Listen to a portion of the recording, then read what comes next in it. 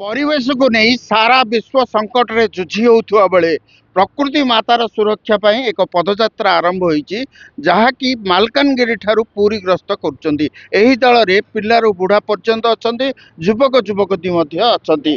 तो कौन कहिबे ए यात्रा रे आमर साथीरे अछंती किछि जो पदयात्रा जोड़ी हेइचंदी, कौन कहिबा आज्ञा ए पदयात्रार उद्देश्य कौन, काहे की आरंभ करछंती? आज प्रकृति बहुत प्रदूषित हो गई है, इसलिए हम लोग पूरे भारत में प्रकृति कैसे ठीक हो जाए इसके लिए हम लोग ये प्रकृति की यात्रा कर रहे हैं।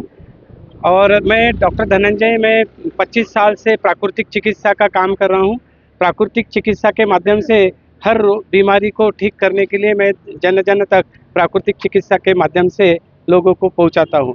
हर बीमारी को प्राकृतिक चिकित्सा कैसे ठीक कर सकती है ये मैं जन जन तक पहुँचाता हूँ। 25 साल से मैं ये वर्क कर रहा हूँ और प्राकृतिक की चिकित्सा के माध्यम से पूरे दुनिया को प्राकृतिक चिकित्सा क्या है ये बता रहा हूँ। हवा पानी निश्चित भाव में जो कहते जो प्रकृतिर बिना कौन सी चिकित्सा लोकों सुरक्षा धन जीवन माने सुरक्षित हो पारे। तो आम पाखे जोड़ी होती मालकानगिरी सीधा सड़क से पदयात्रा आसती। तो कौन कह क्या ये पदयात्रा केबुठ आरंभ कले, केते दिन केमी सब पदयात्रा रही है? पदयात्रा मार्च 1 रु आम आरंभ कलु।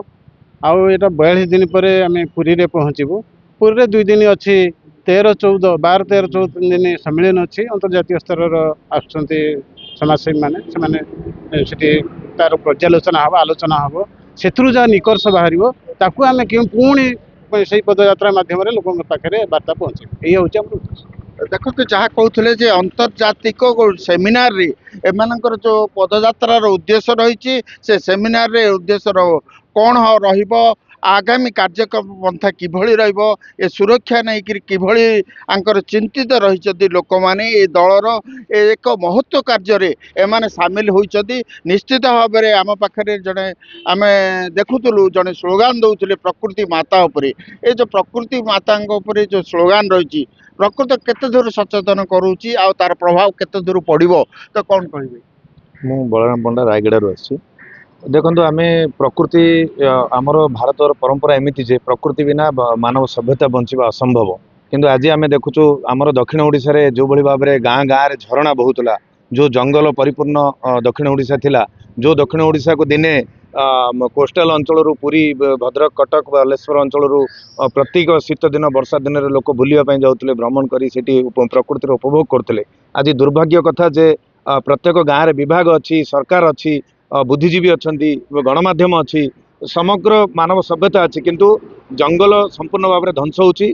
जंगल रे काजू चाष गंजेई चाष हलानी एवं गोमाता नष्ट होचंदी। आज गोमाता संपूर्ण भाव में ध्वंस हलानी। आउ किछि दिन गले म्यूजियम रे गोमाता को देखा पड़ो एभलिया परिस्थिति सृष्टि हलानी। तेणुक आम देखुचु जे ए प्रकृति न बंचिले मानव सभ्यता बंचिब नहीं। तेणुक आम किभଳି मालकानगिरी पुरी पर्यंत जेते गाँ गुड़ाक अच्छी सबु गाँव में आम प्रकृतिर सुरक्षा किभଳି हो पारिबो एवं ए देश को जो स्वाधीनता संग्राम माने एते प्रकृति भरपूर्ण देश आमको देकी जाइछंदी, जो त्याग समर्पण बलिदान देइछंदी, से त्याग समर्पण बलिदान को उपभोग न करिकी ताकू आम किभଳି आउरी अधिका त्याग बलिदान करके आम देश को प्रकृति सहित बंचे पारिबा, मानव सभ्यता बंचे पारिबा, से ही आमर प्रयास।